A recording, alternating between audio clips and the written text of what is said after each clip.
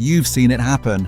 A fire truck parks half a block away from a burning building, and the water still hits the third-floor window dead center. Not close to it. Dead center. That stream traveled over 200 feet through open air, fought gravity the entire way, and arrived with enough force to punch through glass. Your garden hose can barely reach the back fence. So what is this truck actually doing that your hose isn't? And why does the answer have almost nothing to do with what you think is powering it? How does the pump actually work? Start with the pump itself. Inside that truck sits a set of spinning blades, sealed inside a metal chamber spinning so fast you can't see them move. You know how a ceiling fan works. Turn it on and it pulls air in from the center, then throws that air out to the sides. Now picture this. Someone wraps a giant plastic bag around that ceiling fan, completely sealed, no gaps, and fills the whole thing with water. The fan keeps spinning. The water gets pulled in, gets thrown outward, but now it has nowhere to go. It's trapped. The only exit is one small opening at the edge. So all that spinning force, all that water being flung at once, gets squeezed through that one tiny hole. And that's where the pressure explodes. The faster the spin, the more water gets flung. The more water gets flung into that one exit, the harder it blasts out. That's the whole secret. No piston, no hand pump, just a fan, sealed tight, full of water, doing the work of a cannon. Where does the water come from? But here's the thing almost nobody realizes. Where does all that water even come from when there's no river nearby?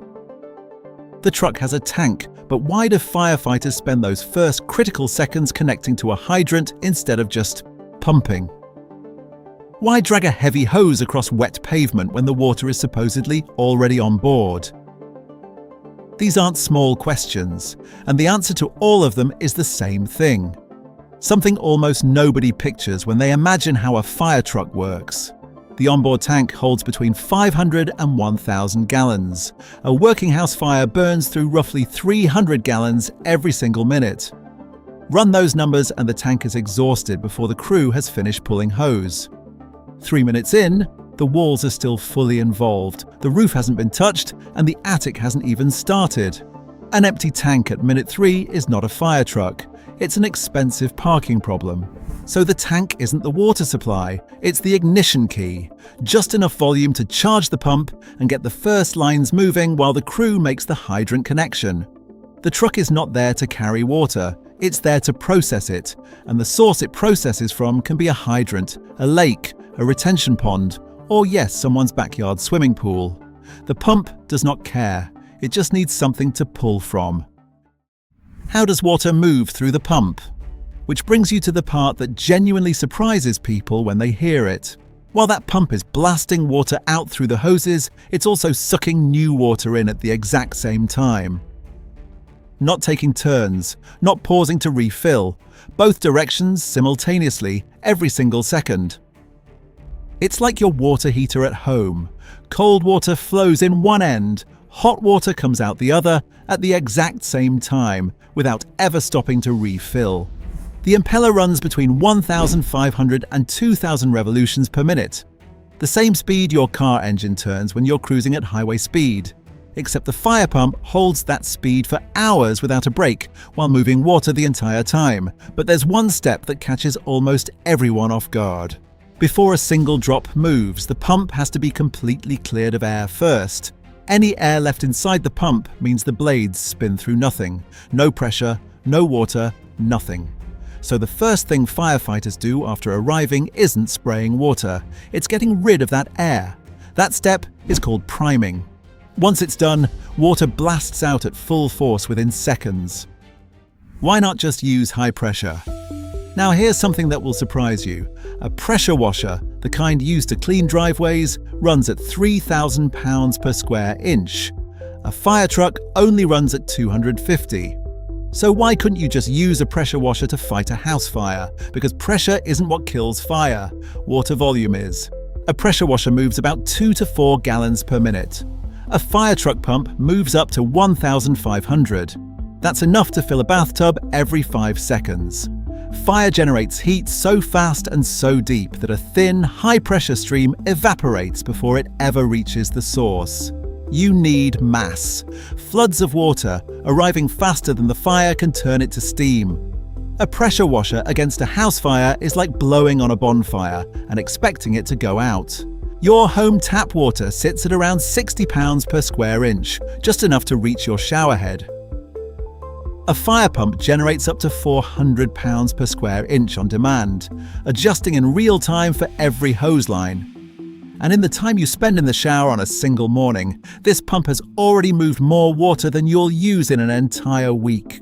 So now you know how the water moves. But here's the question nobody thinks to ask. What's keeping this pump alive for 3, 4, 5 hours straight at a working fire? Take a guess. Whatever you're picturing right now, you're probably half right. And the half you're missing is the more interesting part. What powers the pump for hours? The pump draws its power directly from the truck's drive engine through a gear transfer called a power takeoff, or PTO. Same engine that drove the truck to the scene now splits its output, parts still running the drivetrain, parts spinning the pump. One motor, two jobs, no interruption. To understand how this machine got here, go back to 17th century Amsterdam. The city was dense timber construction, packed building to building, and fire moved through it like a wave. When one block caught, the next block went with it. The first firefighting equipment wasn't a truck or even a cart. It was a wooden box with a lever on each side, operated by two people pumping by hand. Output: maybe 5 gallons per stroke, and arms give out. Human arms working as hard as they can tire in minutes. The fire doesn't.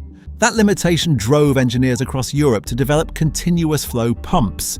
By the 1850s, steam-powered fire pumps arrived, and the shift was immediate and dramatic.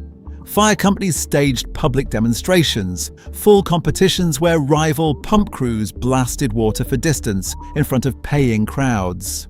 But steam required 15 to 20 minutes of warm-up to reach operating pressure. In a burning building, that window doesn't exist.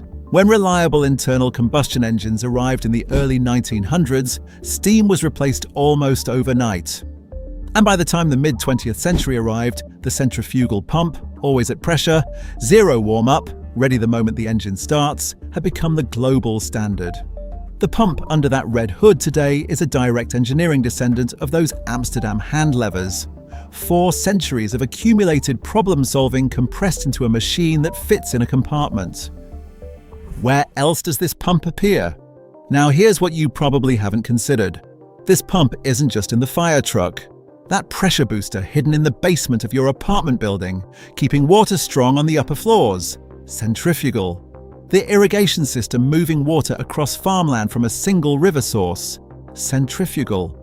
The coolant pump spinning inside your car engine right now, every second the engine is running, keeping it from seizing at a red light. Construction crews drain flooded excavation pits before foundation work begins.